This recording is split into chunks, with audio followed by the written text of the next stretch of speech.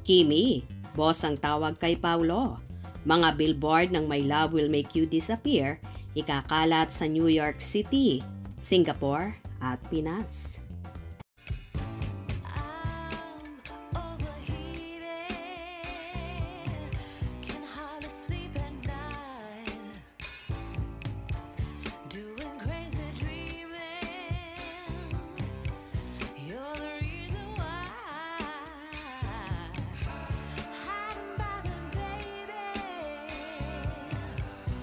Boss, ang tawag ni Kim Chiu kay Paolo Avellino. At Kimberly naman ang tawag ni Paolo kay Kim. Oh, bongga diba?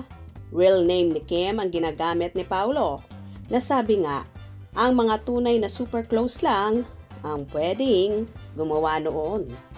Oo nga naman, dahil halos lahat ng tao, Kim ang tawag kay Kim. Dahil doon naman talaga siya kilala. At mangilan-ngilan lang talaga ang tumatawag ng Kimberly sa actress. At pag boss naman ang tawag ng babae sa lalaki, isa lang ang ibig sabihin noon na super taas ng respeto nito sa tao. At sa totoo lang, ang dami kong kilalang girls na ang tawag sa mga jowa nila ay boss. Anyway, may mga dapat pang abangan sa mga bida ng My Love Will Make You Disappear. Dahil talagang todo-todo ang kilos ng mga fanay nila. Una na nga riyan ay ang pa-electronic billboard nila sa New York City. At pati rin sa Singapore ha. Siyempre sa Pilipinas din sa kahabaan ng EDSA. At lahat yan ay effort talaga ng mga fan nila.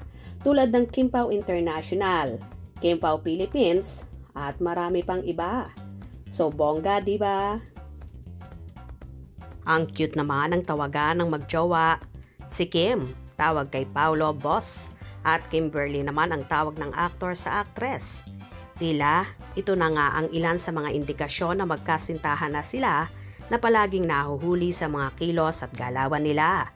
So happy naman si Kimi sa natanggap na bouquet of flowers.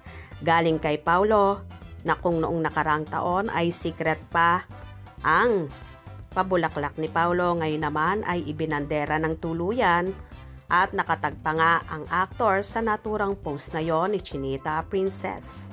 Marami naman ang naniniwala na totohanan na ang pagmamahala ng Kim Pao na hindi lang pang promo at ayaw pa lang nilang umamin sa publiko. Pero kahit naman si Paolo ay aminado sa sarili niya na marami ang nabago sa kanya simula makatrabaho at makatampal niya si Kim, na ayon naman sa dalaga ay bet na bet niya ang new version of Paolo, kung saan kengkoy na rin ang binata at palagi ring may baon at pangbato na joke. Malaki talagang naging impluensya ni Kim kay Paolo kung kaya lalong kinagiliwan at kinakiligan ng kanilang supporters.